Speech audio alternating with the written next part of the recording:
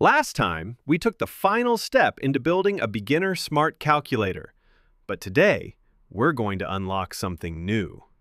Instead of numbers, we're going to start working with words. Python don't just work with numbers. It can also work with words, messages, names, and even full conversations.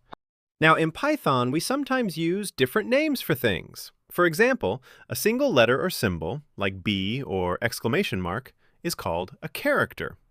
And a word, or even a full sentence, like cat or this is a cat, is called a string. In this playlist, you will learn how to make the computer talk, create fun programs with names and messages, and build your own text-based programs. But here's the big question. How do computers understand text if they can't read like us? We'll explore that in the next video. Let's get started.